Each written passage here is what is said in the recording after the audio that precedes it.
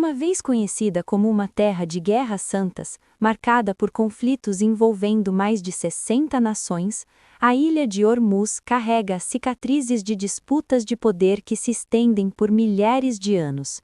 Nas noites em que as sirenes de alarme ao longo do Golfo Pérsico soam mais rápido do que a própria informação pode viajar, esta ilha silenciosamente sustenta a linha de vida da humanidade, com 20% do petróleo mundial passando por ela todos os dias. Se você quer mais documentários como este, por favor, inscreva-se. Para cada inscrito e comentário, estamos doando $10 sempre que alguém se inscreve e comenta, e estamos doando para uma instituição de caridade e para ajudar pessoas afetadas por desastres naturais e pessoas afetadas pela guerra atual. Também comente o que você sente sobre o documentário e curta e compartilhe. Isso ajuda o nosso canal a crescer. De volta ao documentário. Este é um cruzamento fatal, onde a simplicidade das refeições, misturada ao solo vermelho como galáxia, confronta diretamente o fluxo de centenas de milhões de dólares, moldando a própria sobrevivência da economia global. Mas por trás desse peso político, existe uma realidade geológica ainda mais implacável. Esta é uma terra que pratica a sobrevivência há mais tempo do que qualquer nação que já existiu. Foi a partir das forças violentas entre placas tectônicas que a ilha de Hormuz foi empurrada para fora do fundo do oceano como uma maravilha única de sal. Depósitos antigos de sal da era pré-cambriana perfuraram camadas mais jovens de rocha, carregando consigo vastas quantidades de óxido de ferro, tingindo a ilha de vermelho como uma superfície marciana em chamas, uma deriva em mar aberto. Este não é o Hormuz que o mundo debate, este é o Hormuz que foi forjado antes do início da história e nunca deixou de queimar. A ilha de Hormuz está localizada a aproximadamente a 5 milhas da costa sul de Irã, acessível apenas por uma curta travessia de água a partir da cidade portuária de Bandar Abbas. Ainda assim, a distância entre sua aparência e qualquer expectativa razoável do que uma ilha deveria parecer é muito maior do que qualquer viagem de barco pode medir. A superfície da ilha está saturada em um vermelho tão profundo e uniforme que fotografias aéreas são frequentemente confundidas com imagens de Marte, não porque a cor tenha sido aprimorada ou filtrada, mas porque a composição mineral do solo é genuinamente extraordinária. Uma concentração de óxido de ferro e depósitos de hematita tão densas que o próprio solo parece irradiar calor mesmo em repouso, mesmo na sombra, mesmo na hora antes do nascer do sol, quando a luz ainda não chegou para justificá-lo. Penhascos da cor de sangue seco caem diretamente em águas de um azul transparente e profundo, e a colisão visual entre os dois não se registra como beleza, mas como algo errado, como se algo geológico tivesse ficado sem ser dito por tempo demais. Como se a ilha estivesse fazendo um argumento que o olho não tem estrutura para processar. Para as pessoas que vivem aqui, essa paisagem não é irreal, é a condição de existência diária, familiar ao ponto da invisibilidade.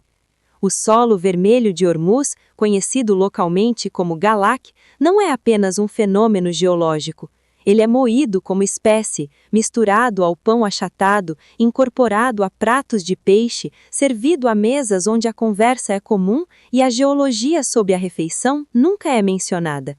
A população da ilha aprendeu a consumir a própria terra, não como um ato de desespero ou performance, mas como uma adaptação tão antiga que se tornou culinária, tão incorporada à identidade local que é oferecida aos visitantes como hospitalidade, não como curiosidade. O que do lado de fora parece impossível, por dentro é simplesmente jantar. E ainda assim, a economia desse jantar é mais complicada do que a mesa sugere. Os pescadores que fornecem o alimento navegam por águas que em qualquer manhã transportam um volume de comércio de petróleo que vale mais do que o PIB anual de muitas nações. Um fato que não aumenta o preço do peixe e não compensa as famílias pelos sistemas de recifes degradados, pela poluição sonora e pelos quase acidentes com embarcações sem iluminação movendo-se em alta velocidade por águas onde nenhuma autoridade jamais foi chamada para intervir. A ilha de Ormuz se tornou vermelha por um processo chamado de apirismo salino, formações antigas de sal da era pré-cambriana empurrando-se para cima ao longo de centenas de milhões de anos, trazendo minerais que não viam a superfície antes da existência de vida complexa neste planeta. Cada chuva remodela a ilha levemente, dissolvendo e redistribuindo o que os domos de sal comprimiram por milênios, abrindo novos canais em um terreno que era diferente na estação passada e será diferente novamente no ano que vem. A ilha não é estável, ela está constantemente sendo reescrita por forças que não pode resistir e não resiste, ela simplesmente as incorpora. A forma como as pessoas que vivem nela incorporaram cada pressão colocada sobre elas, geológica e geopolítica, absorvendo o peso de ambas, sem ser reconhecida por carregar nenhuma delas. O peso que a ilha de Ormuz carrega dentro do sistema econômico global é desproporcional de uma maneira quase absurda em sua extremidade, e seria cômico se não fosse tão consequente para as pessoas que vivem nela. 20% de todo o petróleo comercializado globalmente passa pelo estreito que leva o nome desta ilha, não ocasionalmente, não em períodos de pico, mas todos os dias, sem pausa, sem reconhecimento, sem qualquer parte do valor gerado retornar à comunidade cuja costa o define. Os mercados futuros em Londres, Nova York e Singapura precificam o petróleo com referência constante ao que está acontecendo no Golfo, e o nome Ormuz aparece nos fluxos de notícias financeiros com uma regularidade sobre a qual os poucos milhares de residentes da ilha nunca foram consultados e não podem influenciar.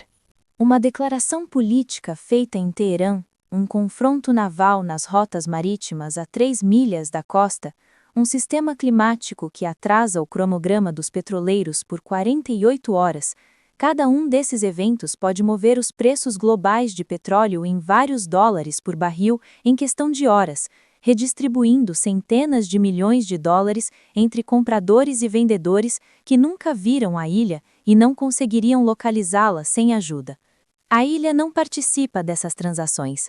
Ela simplesmente existe como a circunstância geográfica em torno da qual elas são organizadas, nomeada por um lugar cujos residentes experimentam as consequências da dependência global sem receber nenhum de seus benefícios documentados. A tensão hoje é a tensão familiar de um lugar que foi descoberto de múltiplas direções simultaneamente e por interesses que não se coordenam entre si.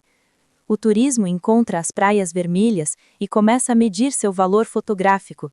A ilha se tornou, em certos cantos da mídia internacional de viagens, um destino, precisamente porque sua improbabilidade visual é tão completa que imagens dela performam bem em plataformas que recompensam o inesperado visualmente.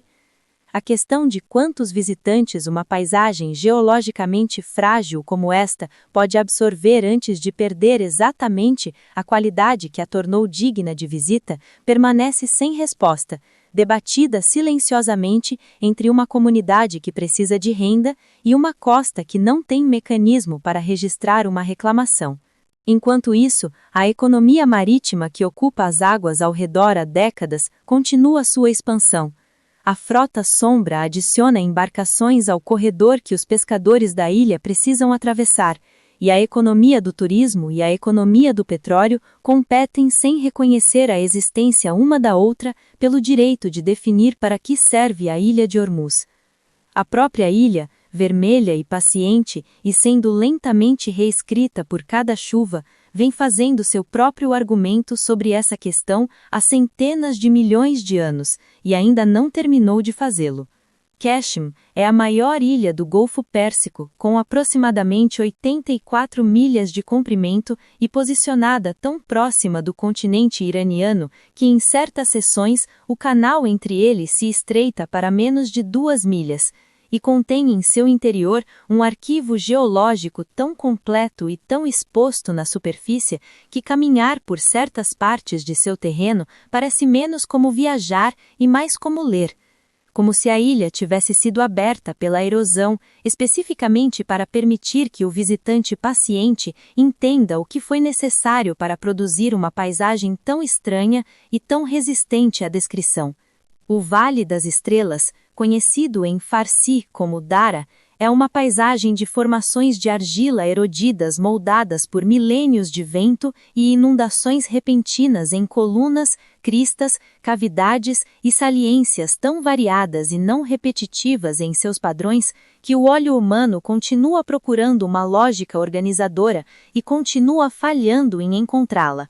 As formações não são dramáticas da maneira que vulcões ou geleiras são dramáticas. Elas não se anunciam nem se apresentam. Elas são estranhas da forma que apenas o tempo profundo é estranho, acumulado, paciente e completamente indiferente a alguém estar olhando. O Vale de Chaku, esculpido no interior da ilha por um curso de água que opera apenas por algumas semanas concentradas do ano durante a temporada de inundações repentinas, desce através de camadas de rocha sedimentar que registram mudanças climáticas ao longo de dezenas de milhões de anos. Cada extrato uma cor diferente e um capítulo diferente em uma narrativa geológica que as paredes do cânion concordaram em exibir simultaneamente. As paredes do cânion são próximas o suficiente em suas partes mais estreitas para serem tocadas ao mesmo tempo com ambas as mãos estendidas, e a faixa de céu visível acima é reduzida a uma tira de luz tão estreita que o interior do cânion permanece genuinamente fresco, mesmo nos meses em que as temperaturas na superfície ultrapassam 40 graus Celsius. Uma arquitetura natural de regulação térmica que não exigiu engenharia, orçamento de manutenção ou eletricidade para existir. Para as comunidades que vivem em Keshim, a complexidade geológica da ilha nunca foi espetáculo ou inconveniência, é simplesmente a paisagem dentro da qual a vida diária é organizada, o contexto e não o conteúdo da existência. A arquitetura tradicional Bandari encontrada por toda a ilha, com paredes espessas, profundamente sombreadas e orientadas para capturar a brisa marítima predominante em vez da vista, reflete um processo de negociação com o calor tão extremo e persistente que cada decisão estrutural é, no fim, uma decisão térmica. Os residentes da ilha historicamente dependeram da pesca, do mergulho de pérolas em séculos anteriores, quando as populações de ostras do Golfo sustentavam uma economia, e mais recentemente do status de zona livre de comércio, que trouxe manufatura, reexportação de combustível e trabalho transfronteiriço para a seção oriental da ilha. Hoje, Keshim existe em um estado de tensão interna visível entre sua natureza geológica ocidental, intocada, difícil e cada vez mais visitada por pessoas que procuram exatamente essa qualidade, e sua ambição econômica oriental, onde pátios de contêineres e instalações petroquímicas operam à vista das formações de argila que existem antes do conceito de indústria. Ambas são Keshim, nenhuma está disposta a deixar de ser Keshim. A península de Muzandan desce para o sul do corpo principal de Omã como um esclave geográfico, uma parte do território soberano de Omã fisicamente separada do restante do país pelo território intermediário dos Emirados Árabes Unidos. E sua costa ao longo da entrada ocidental do Estreito de Hormuz apresenta uma paisagem tão fundamentalmente diferente de qualquer expectativa que a palavra Arábia evoca, que as primeiras fotografias sistemáticas feitas no meio do século XIX foram recebidas com ceticismo por aqueles que não haviam estado lá e as viram sem contexto. A costa da península é uma série de vales inundados, estreitos canais esculpidos por antigos sistemas fluviais que cortaram o calcário quando os níveis do mar eram dramaticamente mais baixos do que são hoje, depois inundados progressivamente à medida que o Golfo subiu após o último máximo glacial, funcionando como fiordes. Suas paredes se elevam verticalmente por centenas de pés acima de águas tão escuras e tão geometricamente imóveis na ausência de vento que o reflexo das falésias é quase indistinguível das próprias falésias.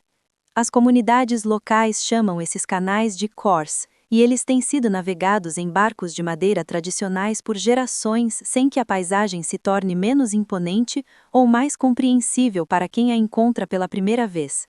O registro geológico embutido nas faces rochosas de Musandam é extraordinário em sua acessibilidade. Fósseis marinhos, os restos calcificados de organismos que viveram em mares rasos e quentes quando esta rocha ainda era fundo oceânico, aparecem em altitudes superiores a 1 milha acima do nível atual de mar, embutidos em calcário que foi posteriormente dobrado, inclinado e elevado pela contínua colisão entre a placa arábica e a placa eurasiática ao longo de dezenas de milhões de anos. A colisão que produziu estas altitudes ainda não terminou. A rocha sobre os pés continua a se mover imperceptivelmente e sem pausa, em taxas que exigem instrumentos para serem confirmadas, mas que ao longo do tempo geológico se acumulam no tipo de deslocamento vertical que coloca conchas marinhas no topo de montanhas e fazer estar nos picos de Musandam parecer ocupar uma posição em um argumento entre continentes que ainda não chegou à sua conclusão. As comunidades historicamente estabelecidas dentro dos khors de Musandam, principalmente o povo Chihu, cujas tradições linguísticas e culturais diferem de maneira notável tanto de Omã continental quanto das populações dos Emirados Árabes Unidos geograficamente adjacentes a eles, organizam sua existência em torno das condições específicas da vida nos khors.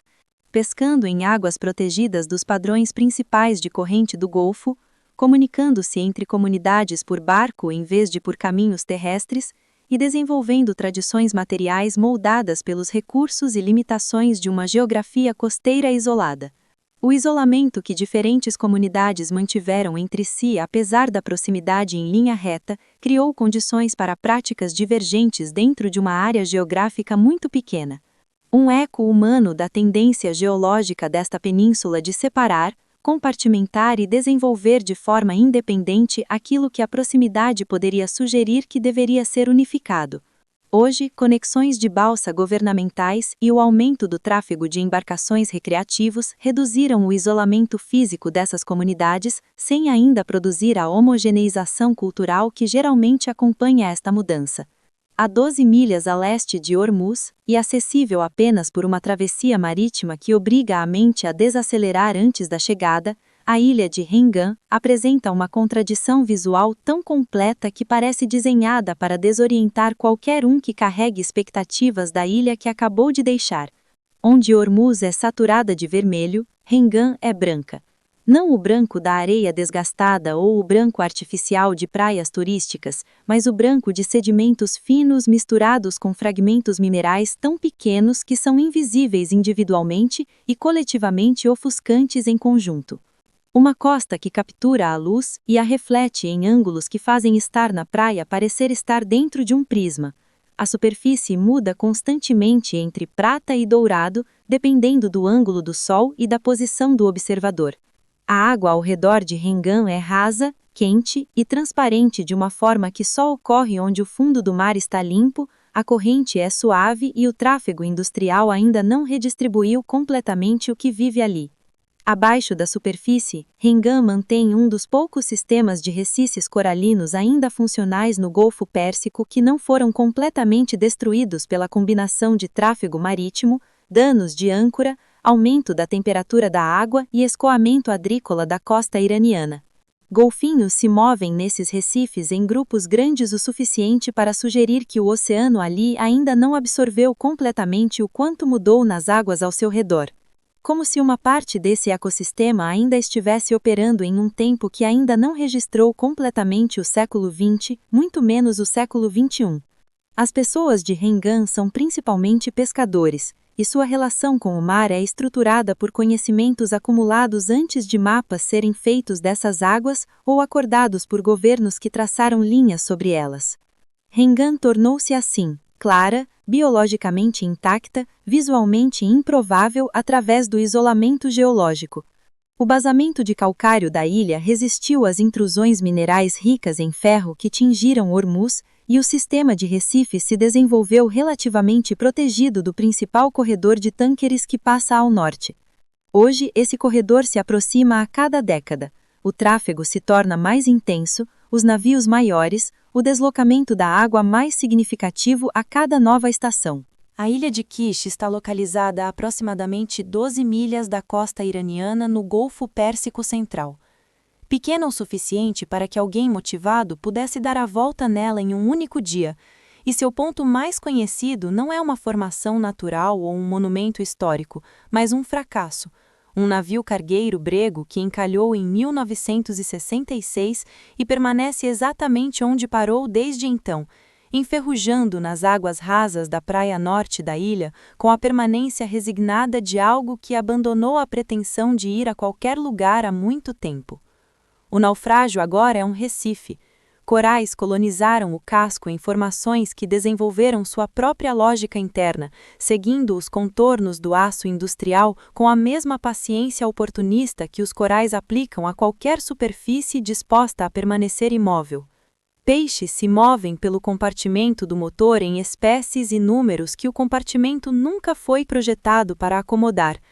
O navio está se deteriorando aproximadamente na mesma velocidade em que as rotas comerciais das quais fazia parte foram reestruturadas por sanções, embargos e pela geografia política de uma região que renegociou suas relações comerciais múltiplas vezes desde 1966. Ou seja, está se deteriorando lentamente, de forma visível e sem urgência aparente.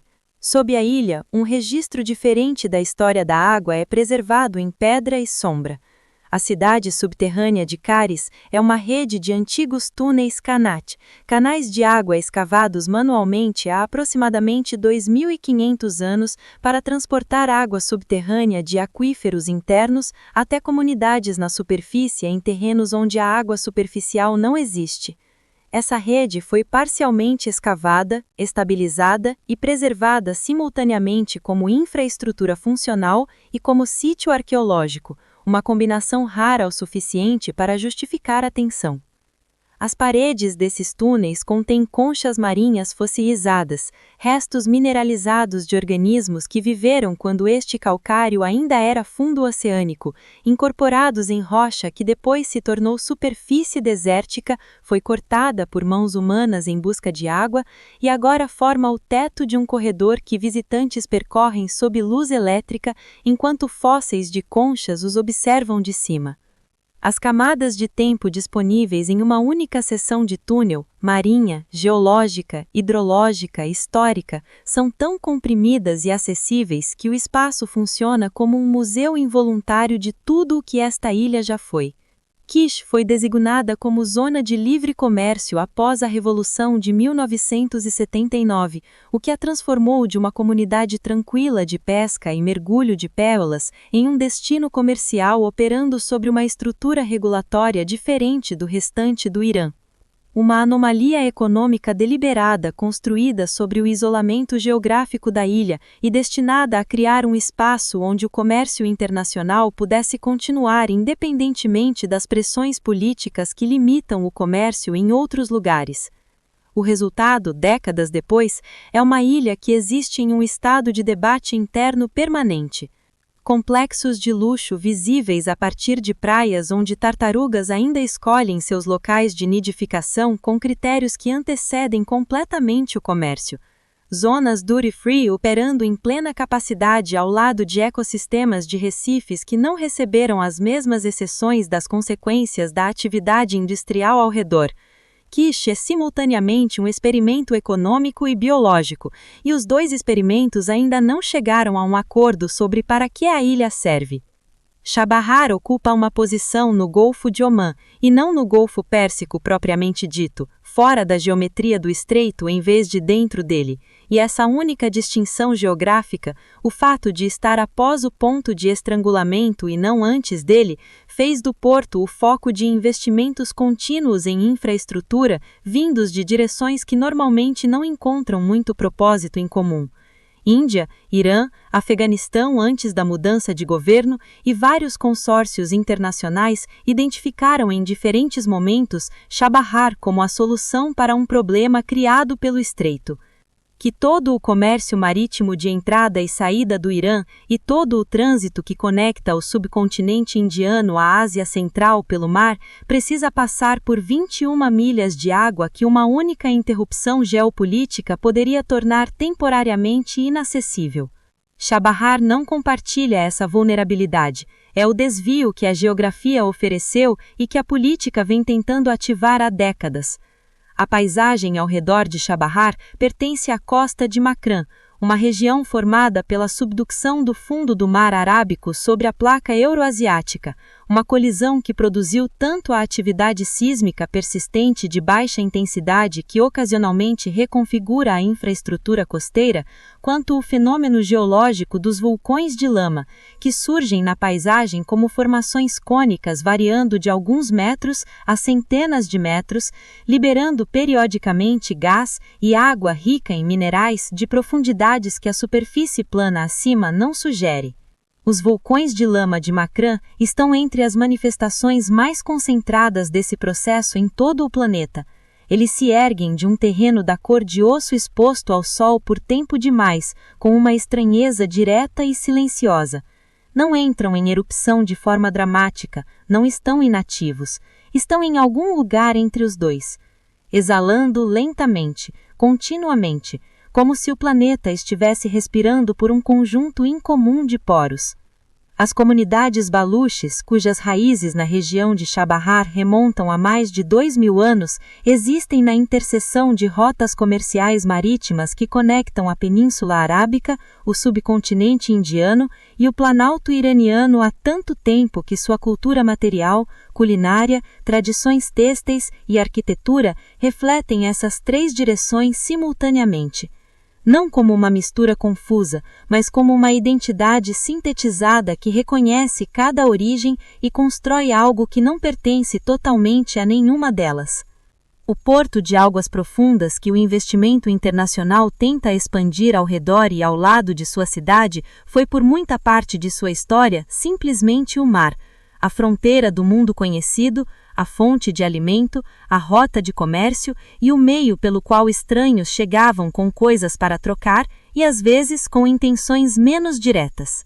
As comunidades distribuídas pelas ilhas e costas da região de Hormuz compartilham uma condição que visitantes de fora frequentemente interpretam de forma equivocada. E essa interpretação equivocada revela algo sobre as suposições que o mundo externo carrega sobre o que significa a adaptação e quem a realiza. Estas não são comunidades pobres vivendo ao lado da riqueza. Não são populações periféricas acidentalmente posicionadas perto de algo importante. Não são sobreviventes agarrados às margens por engenhosidade nascida do desespero. São comunidades adaptadas, vivendo dentro de um sistema de pressão de complexidade extraordinária e de duração muito longa. Um sistema de calor, escassez de água, instabilidade geológica, tensão geopolítica e tráfego marítimo que vem produzindo condições que exigem adaptação muito antes de qualquer arranjo político atual existir para definir quem controla o quê. E essa adaptação tornou-se tão profundamente incorporada à prática diária que já não se apresenta como adaptação, apresenta-se como vida. E é isso que a adaptação bem-sucedida sempre se torna. A água é a escassez central em torno da qual quase todos os outros aspectos da existência nessas ilhas são organizados. E entender como essas comunidades administram a água é entender como administram tudo. As ilhas da região de Hormuz recebem precipitação medida em polegadas por ano, não em metros, e suas reservas subterrâneas, quando existem, são frequentemente salobras, carregadas de minerais e insuficientes para uso doméstico em escala. A água doce chega por barcaça a partir do continente, comprada a preços que refletem a logística do transporte marítimo, racionada por família e por estação, e consumida com uma atenção ao volume que comunidades que vivem próximas a rios ou reservatórios nunca desenvolvem e dificilmente conseguem imaginar. Os métodos de preparo de alimentos minimizam o uso de água. Os hábitos de banho são ajustados aos horários de entrega, não à preferência individual. O conhecimento de como viver confortavelmente dentro de uma escassez severa de água foi acumulado ao longo de gerações e transmitido não por instrução formal, mas por observação. Ao ver como uma avó enche uma panela exatamente com a quantidade necessária, ao entender sem explicação por que uma bacia é enxaguada em vez de esvaziada, ao absorver a matemática da escassez até que se torne instinto. As torres de vento Badgir, que aparecem nas construções mais antigas ao longo dessas comunidades costeiras, são alguns dos feitos de engenharia mais silenciosamente extraordinários da história da adaptação humana ao calor. Dispositivos arquitetônicos que capturam as brisas marítimas no nível do telhado e as direcionam para dentro dos espaços internos através de câmaras projetadas. Funcionam sem eletricidade, sem refrigerantes, sem partes móveis complexas. Apenas ar moldado se movendo por espaços moldados.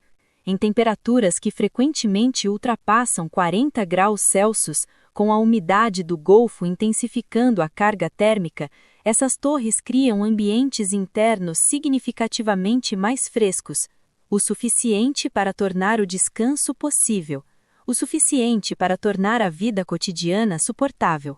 O conhecimento necessário para construí-las corretamente, orientá-las ao vento predominante, dimensionar suas câmaras internas para as condições térmicas específicas e entender como a estrutura ao redor interage com o fluxo de ar, tem milhares de anos, e ainda está sendo utilizado, ainda sendo incorporado em construções modernas por artesãos que aprenderam com outros artesãos, numa cadeia contínua de conhecimento que permaneceu relevante por um período de tempo que a maioria das soluções modernas não consegue alcançar.